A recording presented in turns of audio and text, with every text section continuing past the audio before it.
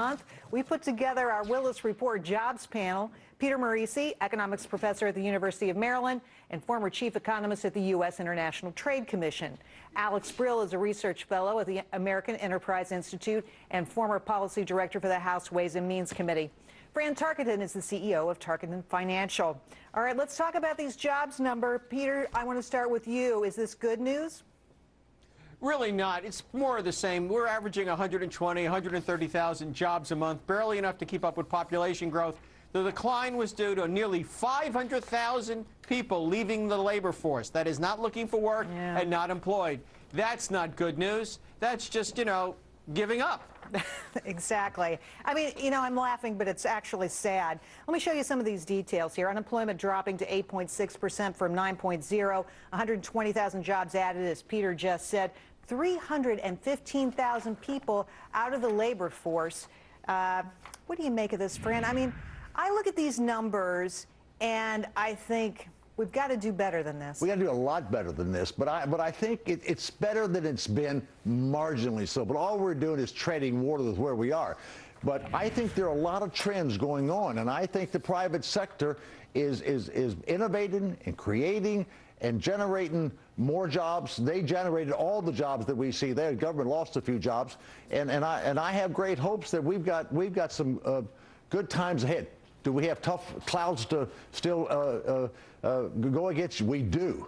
But I am positive on our direction. I'm positive on what small business and business America is doing. Not positive about what government's doing. Well, government's a big question, as usual. As I was saying in the opening rant, they are a very big question. Alex, to you, big conversation over the payroll tax cut. And in fact, it failed twice. The Democrats' version, the Republicans' version have both failed. What do you make of a payroll tax cut? Is it a good way to grow the economy? I think that it's not a good way. I think it's been in effect for a year now. It hasn't been shown to work. Similar attempts at putting cash in people's hands on a temporary basis was tried in 2001, 2008. Didn't work then. This is an expensive policy, one that's unlikely to result in a meaningful change in the economy. People are most likely to pocket this money, to save it or pay down debt. They don't and spend at the end of the day, I think of this as what the goal should be is to create permanent employment, permanent new jobs, and that can't be achieved by a temporary tax change. We need tax reform, we need new tax policy, but we don't need temporary tax gimmicks. Fran, the solution to this, according to Harry Reid, is to have wealthy people pay for this. That's his offset. Yeah. What impact would that have on jobs? Terrible impact. And the difference between wealthy people, that 1%, Warren Buffett is a billionaire. The other people, the small business owners, $200,000, $300,000 a year, if you want to tax them even more, they're paying a full share of tax. They're not like Buffett and paying 17% tax, and he laughs about it. The core people that create the jobs in America, they're paying a full tax load, not 17%. We need tax reform now. Well, I think that's an eloquent description of what needs to happen. Peter, I'm going to take you back to the jobs number for a minute. I saw some analysis of what it would take to get us back to 6% and a 6% unemployment rate. And essentially, you'd have to add 13 million jobs over 3 years and get GDP to 4% to 5%. Peter, how far away from that are we? We're just as close as we are to Congress acting. If we took some real steps on the trade deficit and we started developing more domestic oil and gas, streamlined regulation. We need good regulation on Wall Street. We don't need mindless, endless climbing bureaucracy. And we finally did something about health care. Copy the German model. They have a private system. Those things are real. They're doable. But it takes a president that isn't always on the road coming up with yet another palliative that Harry Reid can attach a millionaire's tax to so the Republicans will vote no responsibly. And then the boss has got more talking points. I mean, what we have here is a campaign between elections. We don't have a government. Well, I think that's well put. Alex, to you, we've got a lot of things that are out there that we haven't made decisions about. The payroll tax is only one of them. The AMT patch, alternative minimum tax patch, that's not been addressed yet. Lots of things out there that, they could go either way.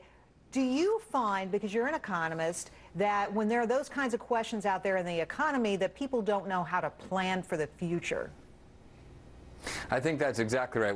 We do have a lot of uncertainty from Washington. The payroll tax is one. That's the debate of the moment. Unemployment insurance extension is another one. And of course, looming over all of this is what's the plan for the larger deficit problem that we're facing? We're borrowing over $1 trillion a year. Super committee collapsed without any action. There are sequestrations pending. At the same time, debate about changing those sequestration rules. So there's a tremendous amount of uncertainty. There's a tremendous amount of political gamesmanship being played, and there's not a lot of discussion about fundamental changes. I think that the economy is in for a long road ahead in terms of the recovery. What we need is not a shot in the arm to kick the economy into higher gear, but we need sensible policies that are going to work over time to bring the economy up to full growth and bring, as you described, the employment rate down to where it should be. Sensible policies out of this Congress, out of this White. Really? Okay. Fran, what would those sensible policies be? What do you want to see as a small business? Here's what I would like to see. I'd like to see the government take a 12-month hiatus and just don't do anything for us. Just get out of the way and let us go and create jobs. We've got technology innovation. We've got energy innovation. We can become energy independent in a short time. We've got jobs sitting there waiting to go, and the government stands in the way of those jobs, as you well know. Just take a vacation. Peter, first do no harm. Is that the way to go here? Well, I think certainly if that means developing domestic oil and gas, we could be energy independent within 3 to 5 years, and we would create $500 billion in additional GDP and 500 million new jobs. That's simple. Wow. On top of that, if you cut the trade deficit with China in half, you're up to another 5 million jobs. We can get this done. Alex, what's your prescription for economic recovery? Well, I think the energy issues that Peter's describing are important ones, and I think not only about the jobs that are created in that sector in terms of jobs for oil and gas workers, but what really matters, the real opportunity, and I think Peter would agree, would be downstream. I mean, all the manufacturing jobs that can be created if we can have our energy prices under control.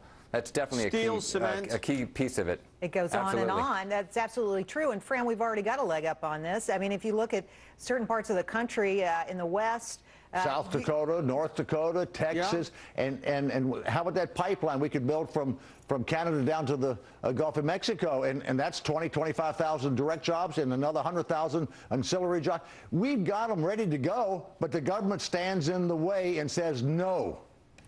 Can I tell you I feel better already, though, after this conversation? There's a way back. All right, Peter, Alex, Fran, thank you so much for being with me tonight. Really appreciate it. All the best. Thanks very much. All right, thank you. Up next, I'll break down why today's jobs report is actually good.